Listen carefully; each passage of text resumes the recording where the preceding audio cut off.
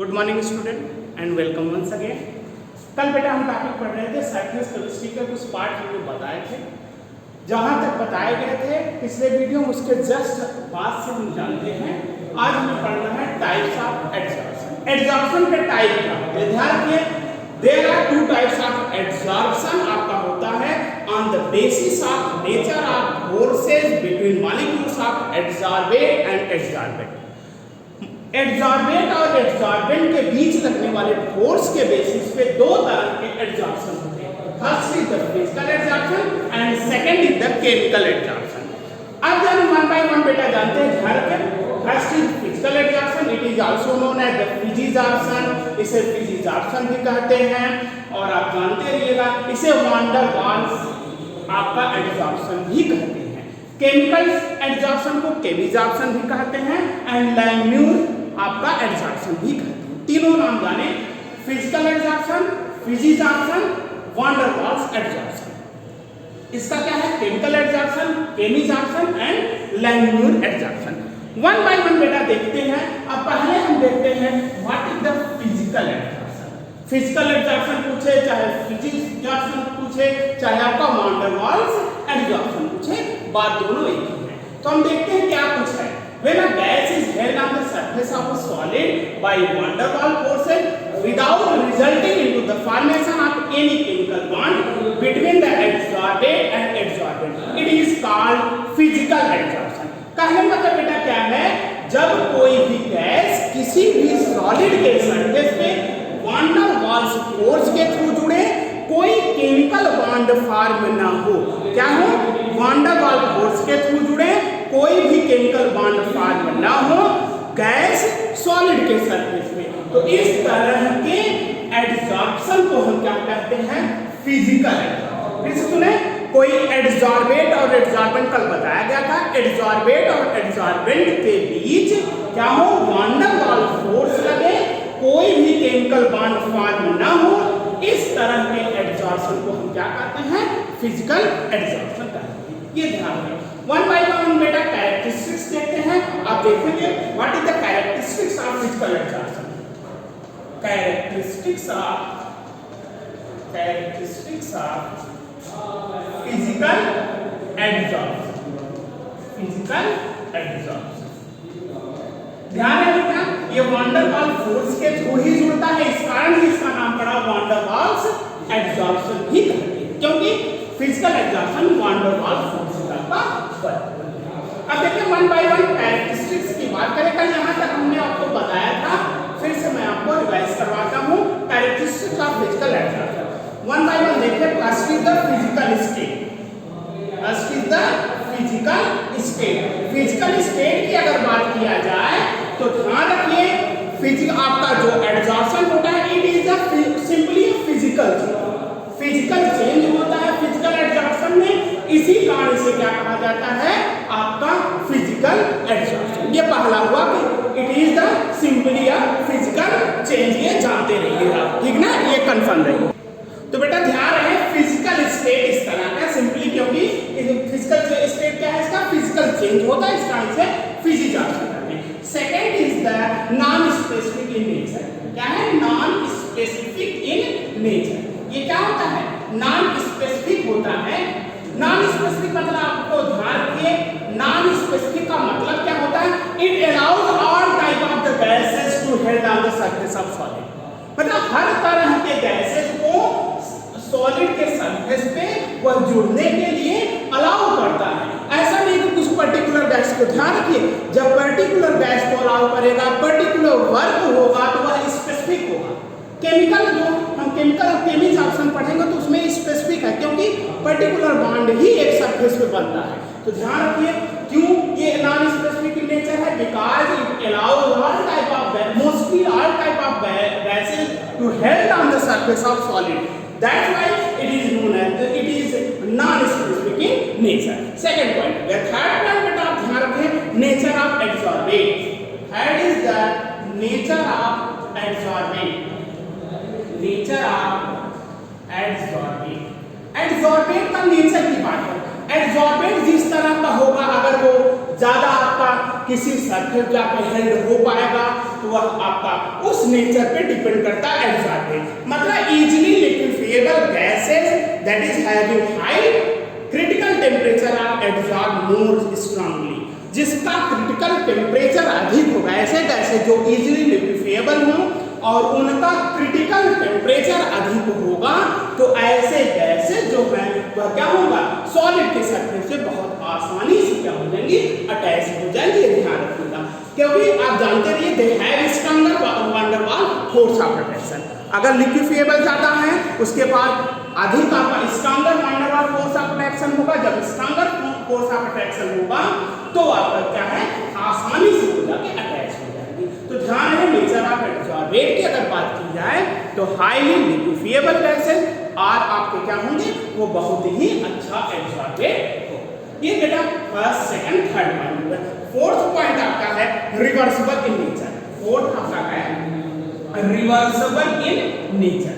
ये क्या होते हैं, रिवर्सिबल होते हैं नेचर। रिवर्सिबल मतलब क्या होता है कि अगर आपका फिजिक्स आंसर है van der Waals force of attraction के थ्रू जुड़ा है, तो ये सिंपल से क्या होता है, जैसे मान लीजिए सरफेस पे अटैच हो गया, सरफेस पे मतलब एब्जॉर्बेंट पे एब्जॉर्बेंट अटैच हो गया, तो हम सिंपली इसे क्या कर सकते हैं, रिमूव भी करा सकते हैं। मतलब यह रिवर्सिबल होता है नेचर में।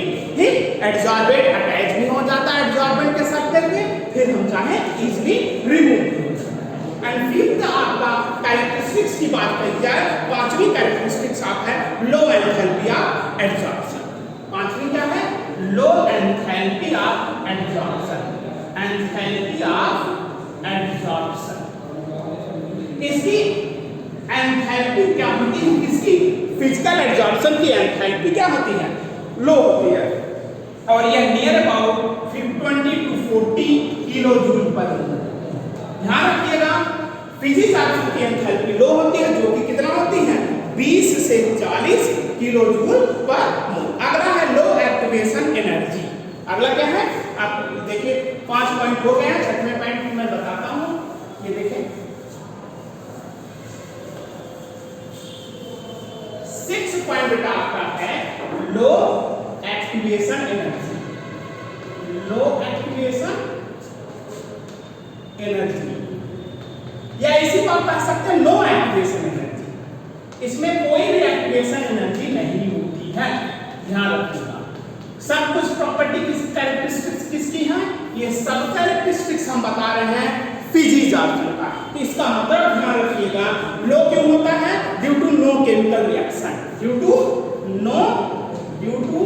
नो केमिकल रिएक्शन, कोई भी केमिकल रिएक्शन ना होने की वजह से इसमें कोई भी एक्टिवेशन एनर्जी नहीं होती है। आपको बताया गया activation energy is the minimum amount of energy which is required to activate a molecules या required to react molecules between each other. तो कहने का मतलब जब कोई केमिकल बॉन्ड ही नहीं बनेगा तो कोई रिएक्शन नहीं होगा। जब रिएक्शन नहीं होगा तो इसका कहने मतलब नो एक्टिवेशन एनर्जी, कोई भी एक्टिवेशन एनर्जी नहीं होगी। और अगर होगी भी तो क्या होगा, लो एक्टिवेशन एनर्जी है। यह 6 कैरेक्टरिस्टिक्स आपके थे। अगला कैरेक्टरिस्टिक्स है मल्टीमॉलिक्यूलर लेयर्स ऑफ एब्जॉर्प्शन। 6 आपका है 7 कैरेक्टरिस्टिक्स में आपका है 7। आपको हमने क्या कहा, 6 हो गया लो एक्टिवेशन एनर्जी, 7th आपका होगा multimolecular layers of absorption. Multi molecular layers of absorption. ध्यान रखिए, जब ये एब्जॉर्प्शन फिजिकल एब्जॉर्प्शन जब होता है तो मल्टी मॉलिक्यूलर लेयर्स होते हैं, मतलब कई लेयर्स भी आपका क्या होता है, एब्जॉर्ब। देखिए इस पे एब्जॉर्ब हो रहे हैं तो कई लेयर्स एब्जॉर्ब हो सकते हैं। इसका आप ध्यान रखिएगा, फिजिक्स एब्जॉर्प्शन में क्या होता है, मल्टी मॉलिक्यूलर लेयर्स आपके बनते हैं, ये ध्यान रखिएगा। अगला आपका है surface area of the absorption. ध्यान रखिए सरफेस, अगला क्या है, surface area absorbent. Surface area absorbent. तो ध्यान रखिए बेटा, जितना यही तो है, मान लीजिए ये सरफेस है, इस पर एब्जॉर्बेंट अटैच हो रहे हैं, तो यह क्या है, एब्जॉर्बेंट है। तो ध्यान रखिए एब्जॉर्बेंट की सरफेस एरिया जितनी अधिक होगी उतना ही अधिक क्या होगा, फिजिकल एब्जॉर्प्शन होगा, फिजिकल एब्जॉर्प्शन होगा। कंफर्म है? इतना कुछ आपका क्या था, these are the characteristics of the physical adsorption। ये 8 कैरेक्टरिस्टिक्स हमने फिजिकल एडजॉर्प्शन के बता दिए। क्या कुछ था फिजिकल एडजॉर्प्शन और उसके कैरेक्टरिस्टिक्स क्या थे फिजिकल एडजॉर्प्शन को, वो मैंने आपको बता दिया। अब देखते हैं बेटा केमिकल एडजॉर्प्शन क्या है। सेकेंड आपका क्या है, केमिकल एडजॉर्प्शन। देखें, सेकेंड इज केमिकल एडजॉर्प्शन। अब देखें सिंपल से समझें और याद दिला रहे हैं, फिजिकल एडजॉर्प्शन क्या हुआ करता था कि कोई भी गैसियस पार्टिकल्स अटैच होते थे सॉलिड से through the van der Waals force of attraction, उसमें कोई केमिकल बॉन्ड नहीं बनता था। जबकि केमिकल एडजॉर्प्शन क्या होगा, गैसियस मॉलिक्यूल्स अटैच्ड होंगे सॉलिड सरफेस पे through the chemical bond, through the chemical bond. जब केमिकल बॉन्ड के थ्रू अटैच होंगे आपके एडसॉर्बेंट, इस पर एडसॉर्बेंट पे, तो इसको हम क्या कहते हैं, केमिकल एडजॉर्प्शन कहते हैं। और ध्यान रखिएगा जो केमिकल बॉन्ड बनेगा, जो केमिकल बॉन्ड कैसा हो सकता है, कोवैलेंट हो सकता है, केमिकल बॉन्ड में भी कोवैलेंट और आयनिक। ये ध्यान रखिएगा। फिर से सुने, the adsorption in which chemical bond formed between the adsorbate and adsorbent are known as the chemisorption, and the chemical bond which formed between the adsorbate and adsorbent may be covalent or ionic। वो covalent हो सकता है या आयनिक हो सकता है, ये ध्यान रखिए। This is the chemical adsorption। ध्यान रखिए, फिर से मैं याद दिलाता चलूं, फिजिकल एडजॉर्प्शन क्या होगा, van der Waals force of attraction के थ्रू जुड़ते हैं, कोई केमिकल बॉन्ड फॉर्म नहीं होता। जबकि केमिकल एडजॉर्प्शन में क्या होता है, केमिकल बॉन्ड के थ्रू ही जुड़ते हैं और इसमें van der Waals force of attraction नहीं होता है। अब देखते हैं वन बाय वन कैरेक्टरिस्टिक्स की बात करें। कैरेक्टरिस्टिक्स ऑफ केमिसॉर्प्शन या केमिकल, ध्यान रखिए फिर से याद दिलाऊं, केमिकल एडजॉर्प्शन के लिए चाहे केमिसॉर्प्शन के लिए चाहे लैंगुर एडजॉर्प्शन के लिए बात characteristics of chemical adsorption, chemical adsorption. ध्यान रखना वन बाय वन देखिए वही सेम है। उसमें फिजिकल एडजॉर्प्शन क्या हुआ करता था, फिजिकल स्ट्रेन, इसमें क्या होगा, केमिकल स्ट्रेन। ये ध्यान रखिए, इसमें क्या हो जाएगा आपका chemical chain, it involves the formation of chemical bond. देखिए केमिकल चेन, उसमें फिजिकल चेन हुआ करता था, इसमें केमिकल चेन। और केमिकल चेन क्या है, it involves the formation of chemical bond between adsorbate and adsorbent. यह क्या होता है, केमिकल बॉन्ड फॉर्म करता है, इसका नाम होता है केमिकल चेन। सेकंड आप याद रखिए, उसमें क्या हुआ करता था फिजिसॉर्प्शन में, नॉन स्पेसिफिक इन नेचर। ये क्या होगा, स्पेसिफिक इन नेचर। देखिए कंपैरिजन करके पढ़ेंगे तो आसान होगा। स्पेसिफिक इन नेचर मैंने आपको बताया, स्पेसिफिक मतलब क्या होता है, कोई पर्टिकुलर कंडीशंस है, अगर कुछ पर्टिकुलर कंडीशंस होगा तो वह स्पेसिफिक होगा, पर्टिकुलर कंडीशंस नहीं होगा वह नॉन स्पेसिफिक होगा। और पर्टिकुलर कंडीशंस क्या है बताइए, ये this type of adsorption is highly specific in nature. अब क्यों, because it occurs only if there is a chance of chemical bond. यहाँ केवल केमिकल बॉन्ड का ही फॉर्मेशन हो सकता है।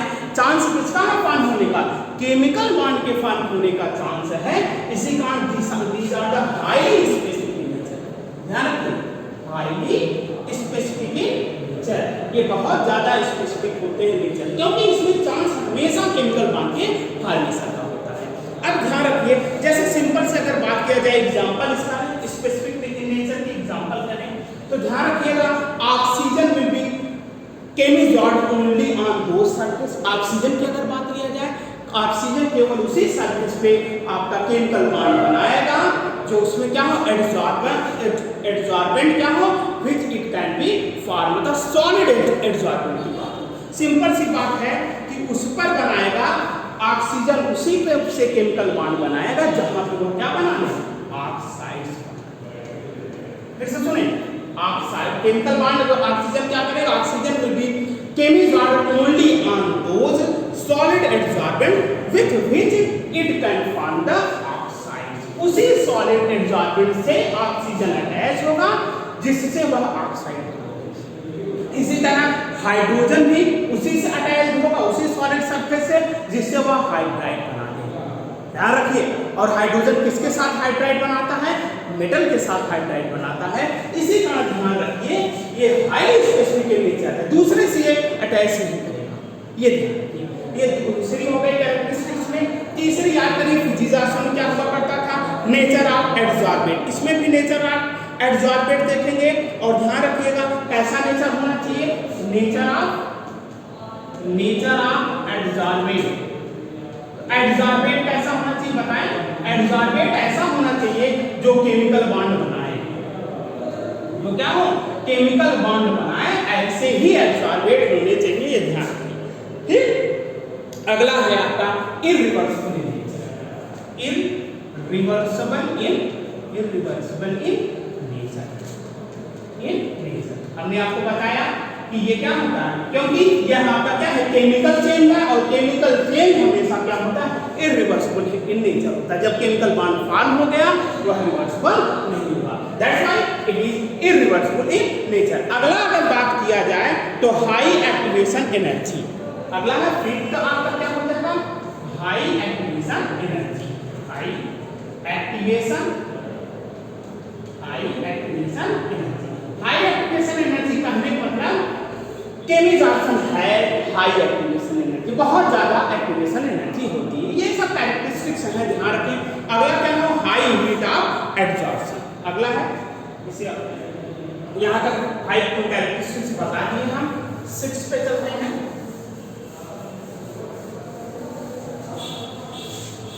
6 आता है हाई हो गया आपका। 6 है आपका हाई हीट ऑफ एब्जॉर्प्शन। क्या है? High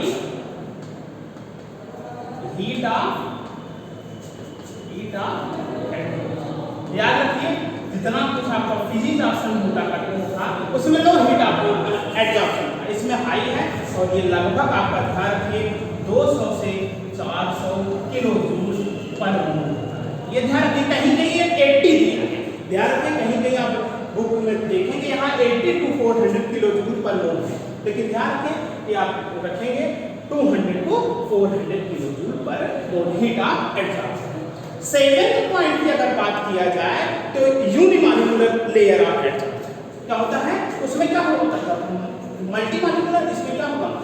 unimolecular layer of absorption. Unimolecular कहने का मतलब क्या होगा?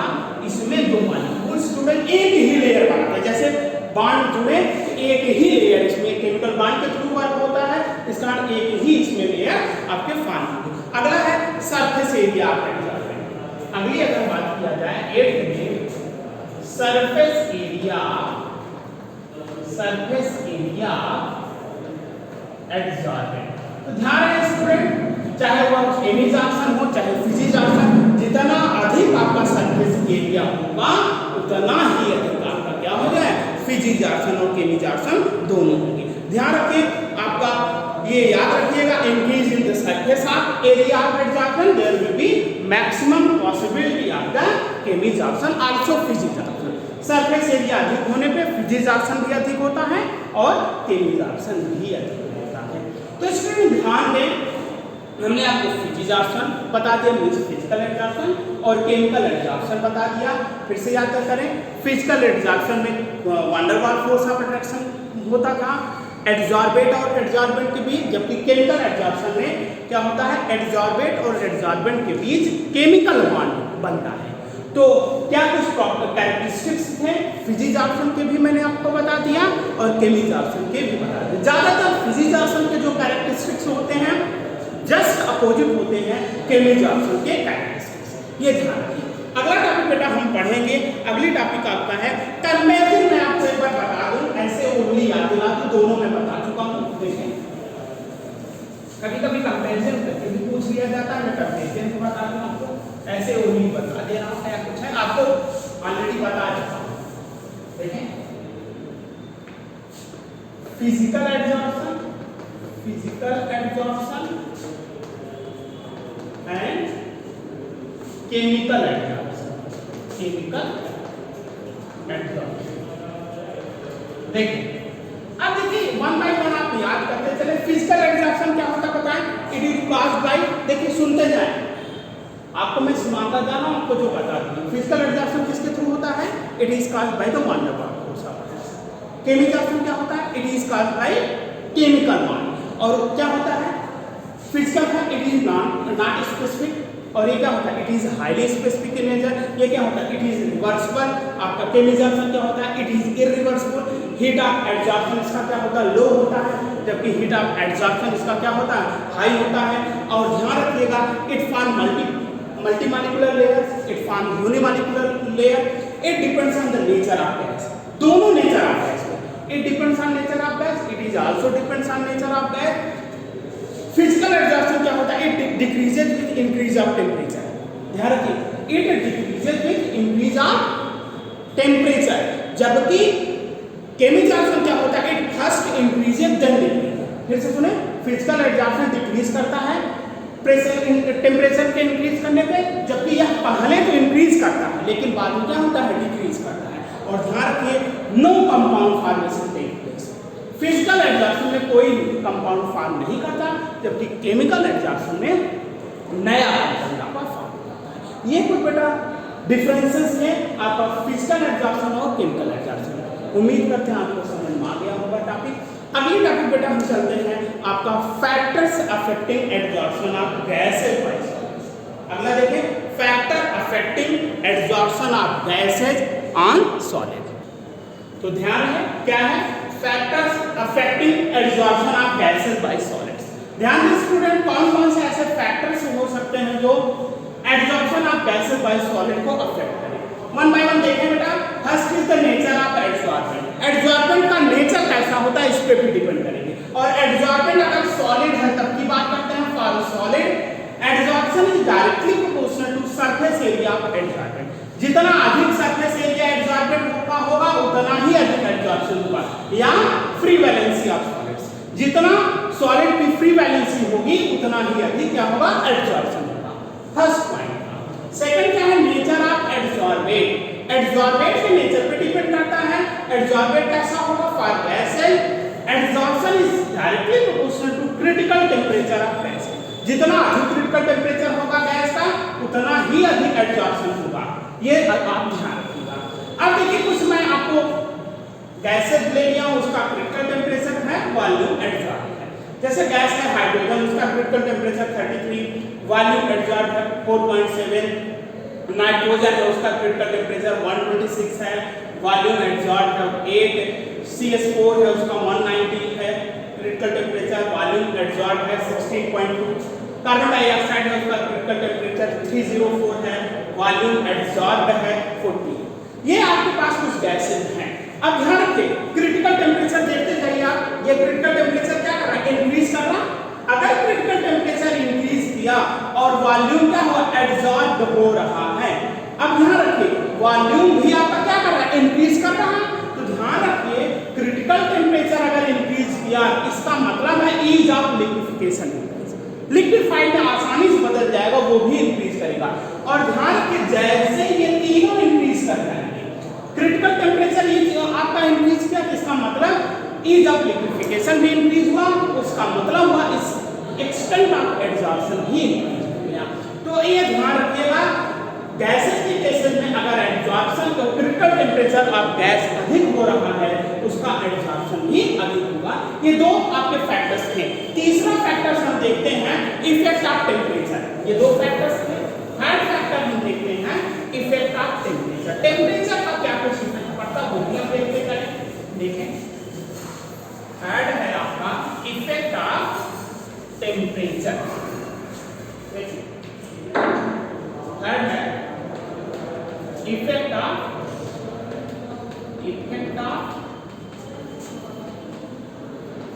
टेम्परेचर। अब ध्यान रखिए, इफेक्ट ऑफ टेम्परेचर की अगर बात किया जाए, नॉर्मली एब्जॉर्प्शन डिक्रीजेस। ध्यान रखिए, नॉर्मली क्या होता है? Absorption decreases with temperature. Normal condition में एब्जॉर्प्शन हमेशा क्या होता है? टेम्परेचर बढ़ने के साथ साथ घटता है। ये ध्यान रखिए। लेकिन ध्यान रखिए कि क्या क्यों, अच्छा बताइए, एब्जॉर्प्शन क्यों डिक्रीज करता है नॉर्मल केस में? Because absorption is exothermic process. अगर एक्सोथर्मिक, ध्यान रखिए हमने क्या कहा, normally absorption decreases with increase in temperature, because आपका एब्जॉर्प्शन क्या है, एक्सोथर्मिक प्रोसेस है। अगर एक्सोथर्मिक प्रोसेस है डेल्टा एच क्या हो जाएगा, नेगेटिव हो जाएगा, ये ध्यान रखिए। और डेल्टा एच नेगेटिव हो गया, ये नॉर्मल कंडीशन है। फिर से normally absorption decreases with increasing temperature, but there are two types of आपका एब्जॉर्प्शन होगा, आप जानते हो फिजिकल एब्जॉर्प्शन है और केमिकल एब्जॉर्प्शन। और ध्यान रखिएगा कि physical absorption show regular decrease with temperature. Physical absorption क्या होता है, फिजिकल एब्जॉर्प्शन जो होगा, फिजिकल एब्जॉर्प्शन जैसे जैसे टेम्परेचर आपका क्या होगा, इंक्रीज करेगा, या मतलब कहने का टेम्परेचर के इनवर्सली प्रोपोर्शनल। ध्यान रखिए फिजिकल एब्जॉर्प्शन टेम्परेचर के इनवर्सली प्रोपोर्शनल होगा, मतलब यह डिक्रीज करेगा टेम्परेचर के बढ़ने के साथ साथ। लेकिन वही केमिकल एब्जॉर्प्शन है, अगर केमिकल एब्जॉर्प्शन की बात की जाए, केमिकल एब्जॉर्प्शन देखिए केस क्या होगा, पहले तो ये ध्यान रखिएगा इंक्रीज करेगा देन डिक्रीज करेगा। फर्स्ट पता इनिशियली इंक्रीजेस देन डिक्रीज, पहले ये इंक्रीज होगा फिर डिक्रीज होगा। फिर से बेटा ध्यान रहे, यूजुअली एब्जॉर्प्शन क्या होता है, डिक्रीज करता है टेम्परेचर बढ़ने के साथ, लेकिन फिजिकल एब्जॉर्प्शन कंटिन्यूअस डिक्रीज करेगा टेम्परेचर बढ़ने के साथ। लेकिन केमिकल एब्जॉर्प्शन इनिशियली इंक्रीज करेगा, लेकिन उसके बाद क्या होता है, टेम्परेचर जैसे जैसे बढ़ा यह डिक्रीज कर लेगा। अगर हम देखिए दो ग्राफ फिजिकल एब्जॉर्प्शन और केमिकल, यक्स बाई एम और टेम्परेचर यहाँ यक्स बाई एम, यक्स ध्यान रखिएगा ये क्या है, अमाउंट ऑफ एब्जॉर्बेंट, एम क्या है, अमाउंट ऑफ एब्जॉर्बेंट है। और टी के बीच जब ग्राफ प्लॉट किया जाता है तो आपका ध्यान रखिएगा फिजिकल एब्जॉर्प्शन ये किसके लिए है, फिजिजॉर्प्शन के लिए ग्राफ इस तरह का आएगा, और वही केमिजॉर्प्शन होगा तो ध्यान रखिएगा केमिजॉर्प्शन के लिए ग्राफ कुछ इस तरह। ये किसके लिए है, केमी। और लेकिन ध्यान है कंडीशन क्या होगा, प्रेशर क्या होना चाहिए, कांस्टेंट होना चाहिए। दोनों के केस में प्रेशर आपका देखें बेटा कंटिन्यूअस आपका टेम्परेचर बढ़ने के साथ आपका क्या हो रहा है, एक्स बाई एम मतलब अमाउंट जो है वो क्या हो रहा है, डिक्रीज कर रहा है। लेकिन केमिजॉर्प्शन के केस में पहले इंक्रीज कर रहा है फिर डिक्रीज कर रहा है। ये क्या है, इफेक्ट ऑफ टेम्परेचर का absorption of gases bye solid. अगला है इफेक्ट ऑफ प्रेशर, अगला है फोर्थ आता है इफेक्ट ऑफ प्रेशर। देखते जाएं इफेक्ट ऑफ प्रेशर, फोर्थ आता है इफेक्ट ऑफ प्रेशर। प्रेशर का क्या कुछ इफेक्ट होता है, इफेक्ट ऑफ प्रेशर अभी मैं आपको बताता चलूं। प्रेशर का इफेक्ट की अगर बात किया जाए, अगला है इफेक्ट ऑफ प्रेशर, इसी को कहते हैं एब्जॉर्प्शन आइसोथर्म। एब्जॉर्प्शन आइसोथर्म ये ध्यान रखिएगा, कभी कभी पूछ सकता है what is the absorption isotherm, question हो सकते हैं what is the absorption isotherm. आप सिंपल से कहेंगे the graph between x upon am against pressure, the graph between x upon am against pressure आपका जो होता है यही आपका क्या कहलाता है, एब्जॉर्प्शन आइसोथर्म। तो ध्यान रखिए प्रेशर को इक्विलिब्रियम प्रेशर कहते हैं, और ध्यान रखिएगा ये वर्क कब होता है, कांस्टेंट टेम्परेचर पे वर्क होगा। तो एक्स अपॉन एम हमने बता दिया, एक्स क्या है, अमाउंट ऑफ एब्जॉर्बेट है, और आपका यम क्या है, अमाउंट ऑफ एब्जॉर्बेंट। ये ध्यान रखिए दोनों का जब रेशियो और इक्विलिब्रियम प्रेशर के बीच जब ग्राफ प्लॉट करते हैं तो इसी को हम कहते हैं एब्जॉर्प्शन आइसोथर्म। कंडीशंस क्या होनी चाहिए, टेम्परेचर कांस्टेंट, और यह पॉइंट क्या कहलाता है, सैचुरेशन प्रेशर। यह पॉइंट क्या है, सैचुरेशन प्रेशर है।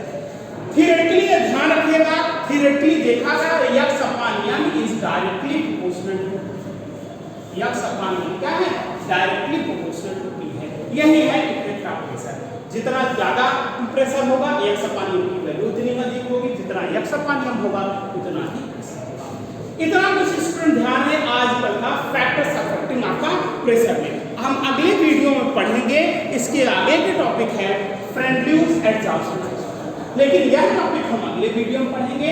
इतना कुछ आप रिवाइज करें, कोई भी कंफ्यूजन कहीं भी हो तो आप पूछते रहिएगा। आज बस बेटा इतना ही, अगले वीडियो में हम अगले टॉपिक डिस्कस करेंगे। Thank you very much, have a nice day.